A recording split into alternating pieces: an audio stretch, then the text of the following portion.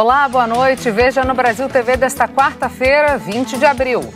Um militar da Marinha é executado durante uma tentativa de assalto no Rio de Janeiro. Vários motoristas que estavam parados no trânsito viram de perto o crime. Começa o saque extraordinário de R$1.000 das contas do FGTS. Passa de 500% o aumento dos casos de dengue no Distrito Federal. E ainda o carnaval fora de época. No Rio, o Sambódromo está pronto para a primeira noite do desfile das escolas da Série Ouro. É agora no Brasil TV.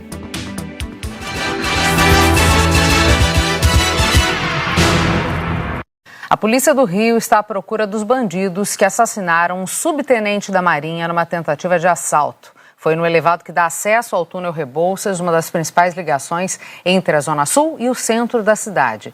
Motoristas que passavam na hora viram o militar sendo morto a queima-roupa. Os pais, parentes e amigos do subtenente da Marinha, Fábio Rafael Lima da Costa, passaram a manhã no Instituto Médico Legal. Eles foram reconhecer o corpo do suboficial de 42 anos. Estão abalados, mas com a esperança de que a polícia consiga encontrar os culpados pela morte de Fábio. A gente sabe que nada vai trazê-lo de volta, né? Mas se pelo menos fossem punidos, confortaria um pouco mais a família. E a gente aguarda que as forças responsáveis, né, consigam informações, consigam fatos, né, que possam levar à prisão dos responsáveis. O subtenente da Marinha estava no elevado Paulo de Fronten ontem à noite, indo em direção à Zona Sul. Criminosos em 2 motos mandaram Fábio parar. A polícia investiga se ele reagiu. Um vídeo gravado de dentro de um carro mostra um bandido atirando pelo menos 4 vezes no militar, que está caído no chão. A moto não foi roubada, mas os bandidos levaram a arma de Fábio. Segundo testemunhas, o major reformado da Polícia Militar, que estava na hora do assalto, entrou em confronto com os criminosos, que atiraram nele. Ele acabou ferido num braço esquerdo. As buscas estão sendo feitas a esses criminosos nas comunidades próximas, ali onde o fato ocorreu. A gente já tem informações sobre a quadrilha que opera nessa região. É uma quadrilha que já atua no Jardim Botânico, na Lagoa, e que traz esses veículos roubados aqui para as comunidades aqui no centro. Fábio era casado e deixa 2 filhos, um de 14 e outro de 4 anos. O homem que jogou o carro contra outro veículo em que estavam a ex-mulher e as 2 filhas deles em São Paulo vai ficar preso no mínimo por 30 dias. Ontem, Marcos da Silva Correia se entregou à polícia. Hoje de manhã, Marcos da Silva Correia foi levado para uma audiência de custódia no Fórum. Ontem, o motoboy se entregou depois que a Justiça de São Paulo decretou a prisão dele. Na última sexta-feira, Marcos arremessou o carro contra o carro da ex-mulher. No veículo também estavam as 2 filhas do casal, o filho de 13 anos de um outro relacionamento da empresária e o atual namorado. O motoboy ainda pegou uma barra de ferro e agrediu a ex-mulher. A filha, de 8 anos, fraturou o fêmur e o menino ficou ferido no pescoço. A tentativa de feminicídio foi minutos depois de ela pedir uma medida protetiva na delegacia, por causa das ameaças que vinha sofrendo. Marcos não aceita o fim do relacionamento e não quer que as filhas frequentem a casa do atual namorado da ex-mulher. O jornal Hoje teve acesso aos áudios das ameaças. Eu não quero a minha filha aí. Ela vai estar aonde a mãe dela está. Não quero saber, você pode ir pra mas não leva ela. Vou levar a ela onde eu quiser. Você vai levar? Tá bom, vamos ver se a partir de amanhã você vai levar então. O caso foi registrado como violência doméstica, lesão corporal culposa e tentativa de feminicídio. Na delegacia, o depoimento durou 30 minutos. Ele contou que quando descobriu que sua ex-companheira estava namorando, entrou em contato com ela. Falou que ela era mentirosa, pois havia contado que ia terminar para ficar sozinha e cuidar das filhas. Sua intenção era apenas danificar o veículo, que ficou andando pelo bairro procurando o carro da ex-companheira e ficou esperando ela chegar. Disse ainda que na sua cabeça não havia pensado nas crianças, só queria brigar com a ex-esposa. Foi em direção ao local com a intenção de bater no carro da ex-esposa, que estava a aproximadamente 40 km por hora, e no momento em que viu que o motorista era o atual namorado, perdeu a cabeça e acelerou o veículo bruscamente em direção ao carro dela, que quando saiu do veículo e deu de frente com o namorado dela, ficou nervoso, querendo agredi-lo, e que voltou para o carro para pegar um ferro para agredi-lo. Porém, a ex-mulher apareceu em sua frente e que ameaçou a mulher para ela não se aproximar e que jogou a barra de ferro na direção dela, visando acertar as pernas para machucá-la. Que não imaginava que suas filhas estavam no veículo e que ainda ficou procurando o namorado pelo local. E que, com medo de sofrer represálias, fugiu do local. Que foi até a residência de seus pais e pegou sua moto e foi para a casa de um amigo. Extremamente arrependido. Meu cliente é um bom pai, zela, cumpre com as obrigações paternas, né? Ele não tinha ciência que as crianças estavam no banco de trás, sendo que uma delas estava sem um cinto de segurança. O carro é filmado. No fim da manhã, durante a audiência de custódia, a juíza decidiu manter a prisão temporária de Marcos da Silva Correia. No documento, ela diz que não há elementos de qualquer irregularidade na detenção do motoboy. Ele vai cumprir os 30 dias de prisão em um departamento policial que fica no centro da capital paulista, até que a Polícia Civil conclua o inquérito. Ele deu a versão dele, quis se justificar e a gente vai cotejar tudo isso com o que nós temos já de outros depoimentos, com as versões e com aquilo que temos de imagens, né? As imagens falam por si só, as imagens são bem claras. Eu conversei com a empresária por telefone, que era o alvo do motoboy. Ela conta que está aliviada com a prisão. A filha, de 8 anos, se recupera no hospital de uma cirurgia no fêmur.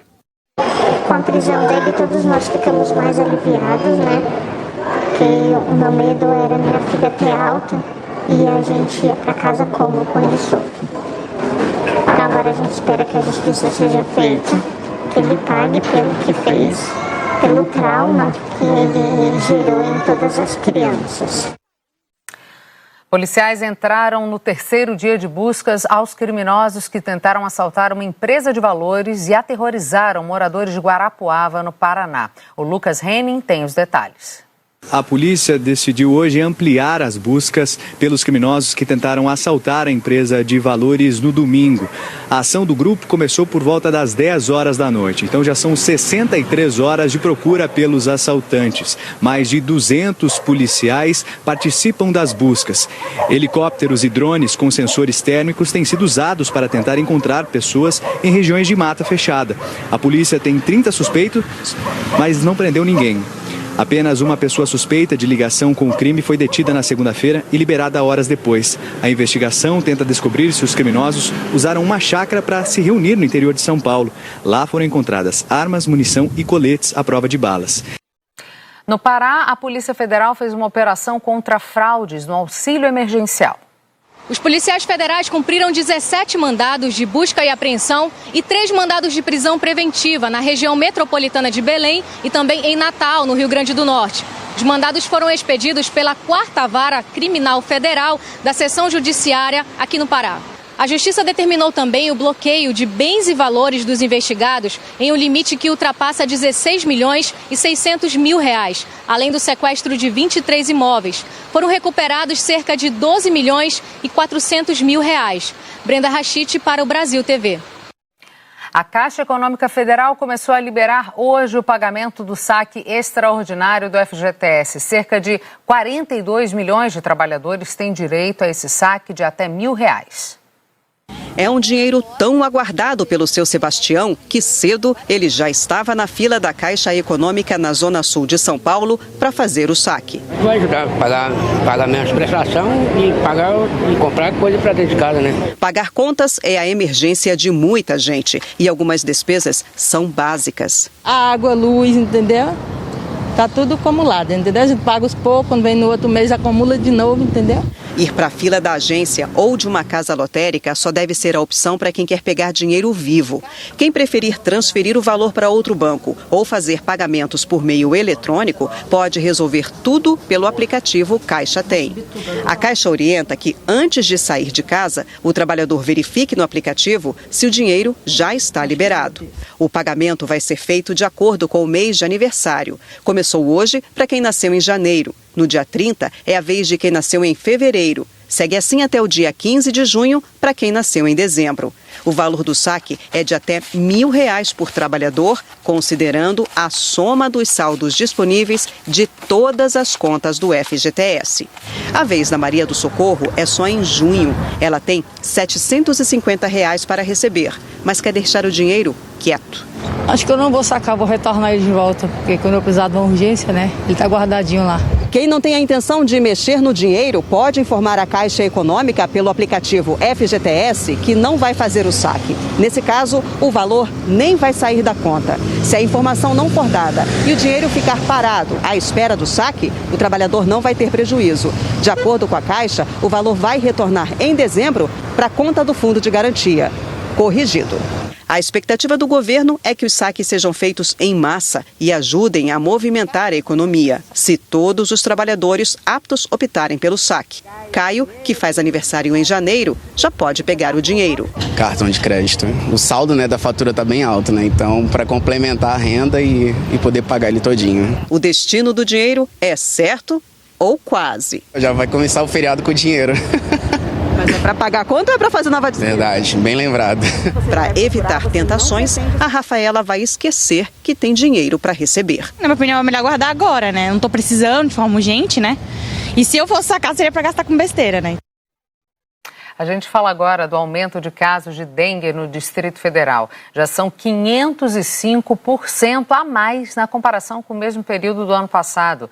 Por isso, a Secretaria de Saúde montou tendas, como uma na UBS 9 de Ceilândia, essa aí que você está vendo, para atender os pacientes com dengue. A Secretaria de Saúde admitiu que os hospitais estão superlotados e, sem dar detalhes, diz que boa parte só atende casos urgentes. Já são mais de 22 mil casos da doença só neste ano. Ceilândia é a cidade com mais casos, são mais de 4 mil. São Sebastião é a segunda cidade com mais casos de dengue no Distrito Federal. A Michele Mendes tem as informações. Depois de São Sebastião, vem Samambaia, Taguatinga, Planaltina. E ontem à tarde, em uma coletiva de imprensa, a Secretaria de Saúde falou que os hospitais estão superlotados. A dengue é uma das doenças que tem pressionado o sistema e, por isso, muitos hospitais só estão atendendo os casos mais urgentes. E aí, a Secretaria de Saúde apresentou como uma alternativa para desafogar os hospitais da rede pública a instalação de tendas exclusivas para o atendimento a pacientes com dengue nas unidades básicas de saúde nas regiões que têm mais casos. Seriam nas regiões de Ceilândia, Braslândia, Paranoá, São Sebastião, Planaltina e Sobradinho. Taguatinga ficou de fora dessa lista divulgada pela Secretaria de Saúde. Em Ceilândia, a pasta informou que as tendas já foram instaladas.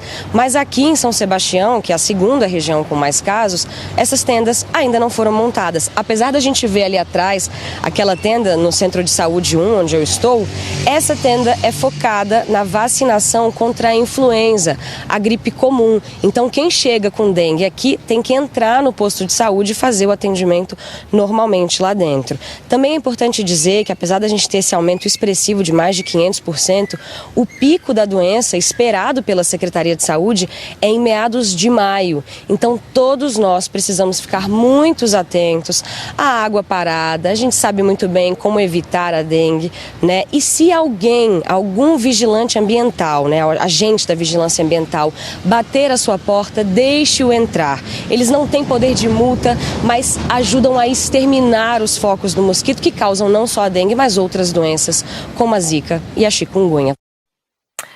A Secretaria de Saúde de Minas confirmou mais um caso de raiva humana no estado. A paciente é uma menina indígena de 12 anos que está internada em Belo Horizonte. A Raquel Freitas tem as informações. Esse é o segundo caso confirmado de raiva humana aqui em Minas Gerais em menos de 10 dias. O primeiro caso foi o do garoto Zélito Machacali, também de 12 anos e também lá de Bertópolis. Ele foi mordido por um morcego, depois disso passou a apresentar os sintomas da raiva e aí o quadro dele piorou. No último dia 4 ele não resistiu e a morte dele foi confirmada. Nesse mesmo dia, a adolescente de 12 anos teve uma piora no quadro e aí precisou ser transferida para a UTI. A Secretaria de Saúde aqui do estado informou que está sendo investigado também um terceiro caso lá na cidade. Trata-se de uma criança de 5 anos que morreu no último domingo. Ela não teve nenhum sintoma da doença, mas a decisão foi também por fazer uma investigação e aí foram colhidas amostras de sangue que foram enviadas para análise. Até então, o último caso de raiva humana aqui em Minas tinha sido registrado em 2012 em Rio Casca, na Zona da Mata. E lá em Bertópolis, para prevenir essa situação, o que está sendo feito? Bom, está sendo feita uma campanha de vacinação antirrábica em cães e gatos. Também está sendo feita aí uma monitoração da vacinação das pessoas que vivem nessa localidade rural. E ainda uma equipe do Instituto Mineiro de Agropecuária está em campo para verificar a presença ou então o relato de morte de animais com sintomas clínicos neurológicos. A Agência Nacional de Transportes anunciou hoje a suspensão de todas as linhas de ônibus operadas pela empresa Itapemirim. O Rafael Ihara traz mais informações lá da rodoviária do Tietê, em São Paulo.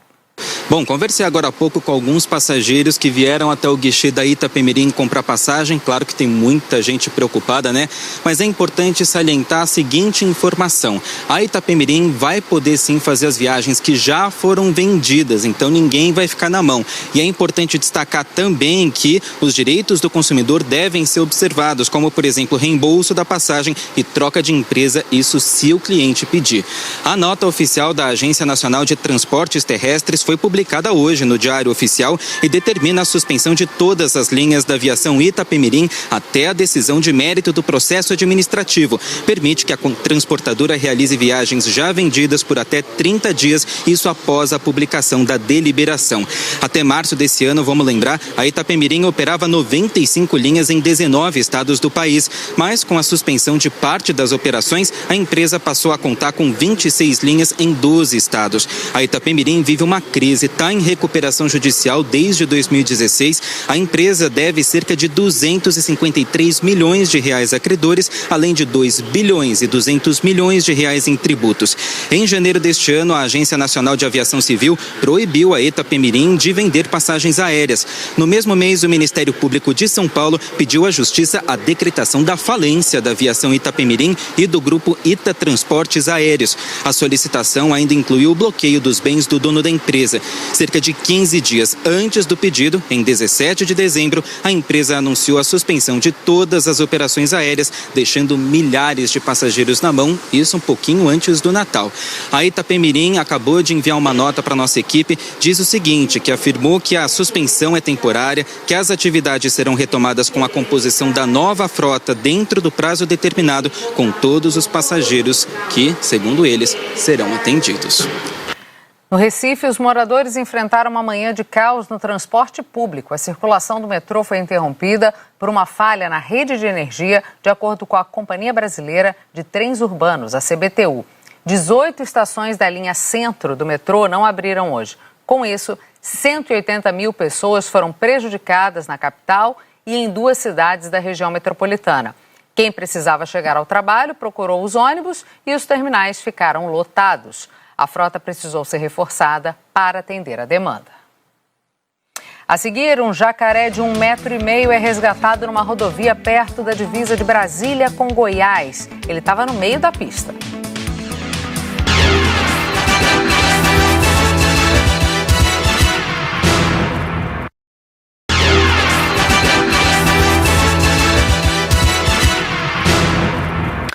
Brasil TV de volta com o resgate de um jacaré por policiais militares no meio da pista de uma rodovia federal em Brasília ontem à tarde. O animal, que mede 1,5 metro, foi localizado na BR-070 entre Ceilândia e Águas Lindas de Goiás. Ele estava no meio da pista. De acordo com o Batalhão Ambiental, o jacaré tinha comportamento agressivo e, por isso, foram utilizadas várias técnicas de contenção para imobilizar o animal. À noite, ele foi levado até o Lago do Descoberto, que é o habitat dele.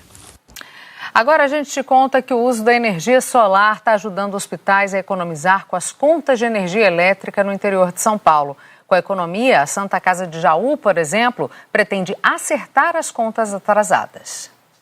Imagine quanta energia elétrica gasta um bairro com mais de 1.000 residências de médio porte. Na Santa Casa de Jaú, o consumo é parecido. Entre colaboradores e pacientes, por aqui circulam quase 30 mil pessoas por mês.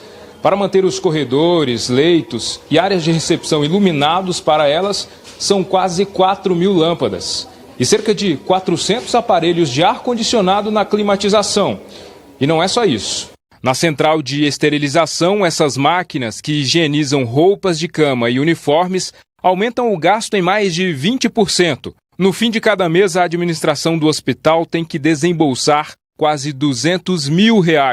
Para alívio do orçamento, um projeto de eficiência energética reduziu 1/4 dessa conta. Nós teremos economia aproximadamente de R$50 mil mês, que será destinado para a compra de materiais e medicamentos. Toda essa economia, a gente tem um poder de compra melhor, né, para poder atender todos os pacientes, desde o paciente que é atendido no ambulatório até em questão de internação.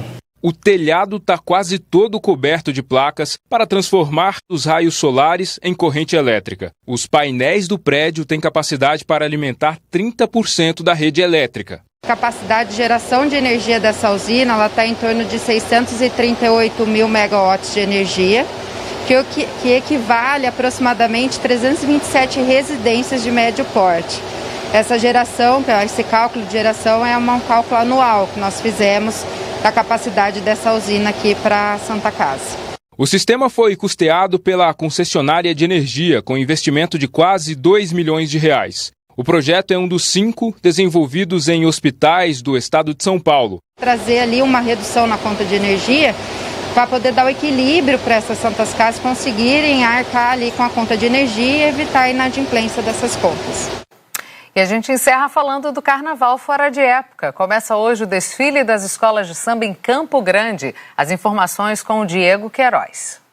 Olá, aqui em Campo Grande está praticamente tudo pronto. A festa começa hoje e vai até a próxima sexta-feira. O Carnaval na capital de Mato Grosso do Sul será marcado por desfiles de 8 escolas de samba. Mas por conta da pandemia, a estrutura do Carnaval aqui sofreu uma mudança. Houve redução na quantidade de carros alegóricos, de componentes. As escolas vinham com cerca de 600 integrantes, dessa vez serão no máximo 200.